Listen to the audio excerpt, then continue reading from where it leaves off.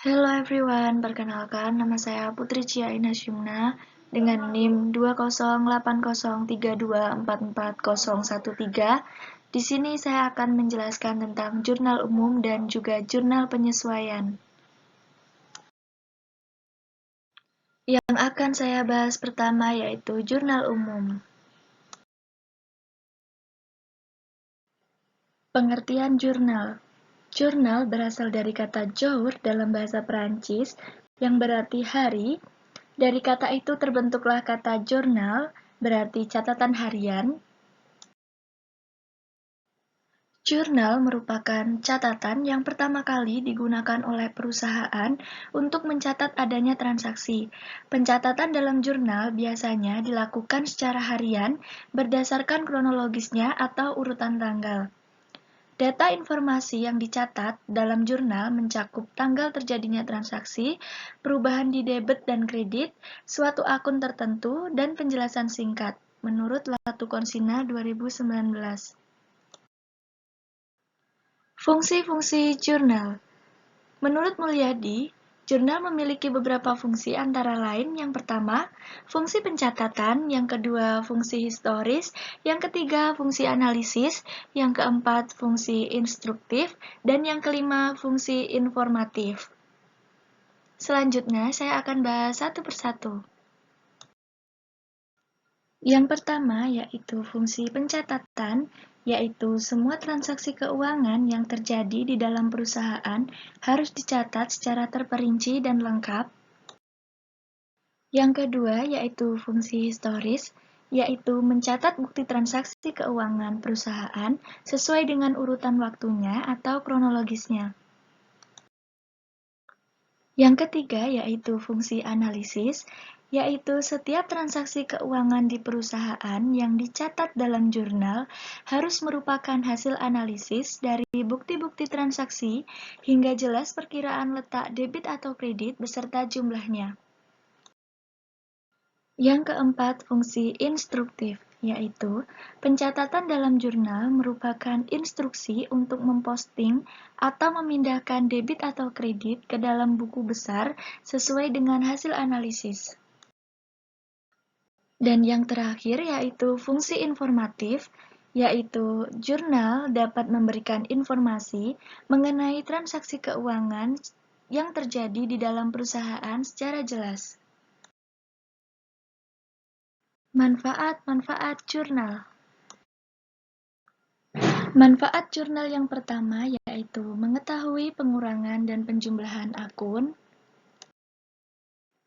Manfaat yang kedua, mengetahui jumlah saldo yang dicatat. Manfaat yang ketiga, mengetahui saldo yang seharusnya didebit dan dikredit sehingga menjadi seimbang. Dan yang terakhir, mengetahui saldo yang diposting ke buku besar. Selanjutnya, saya akan menjelaskan tentang prosedur jurnal umum menurut 1.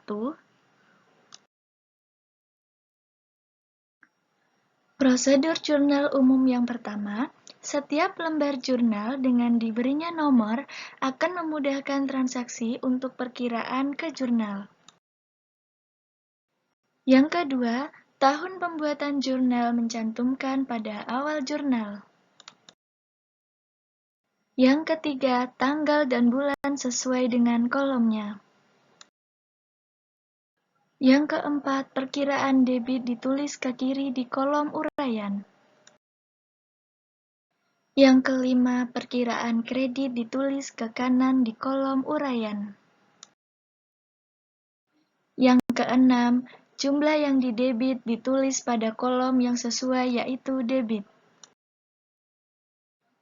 Yang ketujuh, jumlah yang dikredit ditulis pada kolom yang sesuai yaitu kredit. Yang kedelapan, jumlah jurnal dibuat garis penutup untuk memisahkan dengan jurnal lain. Dan yang terakhir, kolom referensi berguna untuk kolom silang besar.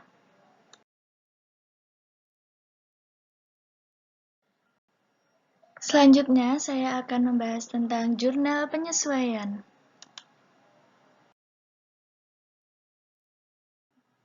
Yang pertama, pengertian jurnal penyesuaian. Jurnal penyesuaian merupakan jurnal yang digunakan untuk mengadakan penyesuaian terhadap akun-akun yang tidak menunjukkan saldo yang sebenarnya. Jurnal penyesuaian dicatat dengan menggunakan dua pendekatan, yaitu pendekatan harta dan juga pendekatan beban.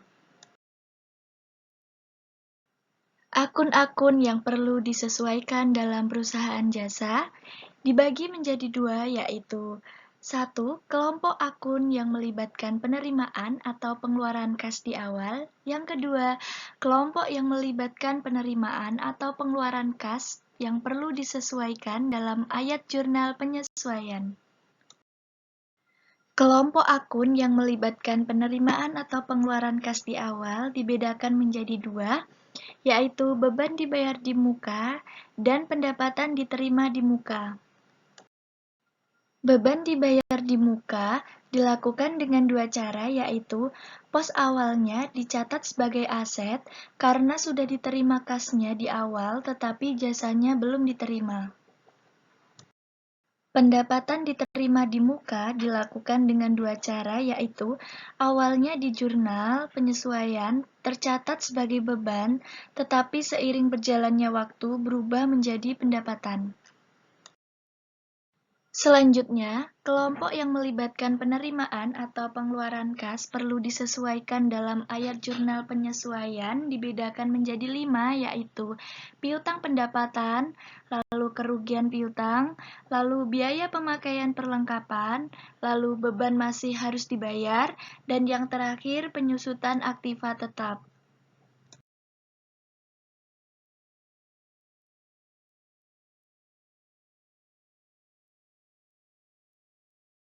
Rekening dalam Jurnal Penyesuaian Perusahaan Dagang menurut Ma'ruf 2021. Yang pertama yaitu harga pokok penjualan. Yang kedua biaya pemakaian perlengkapan. Yang ketiga kerugian piutang. Yang keempat biaya dibayar di muka. Yang kelima pendapatan dibayar di muka. Yang keenam piutang pendapatan. Yang ketujuh utang biaya. Yang terakhir penyusutan atau depresiasi.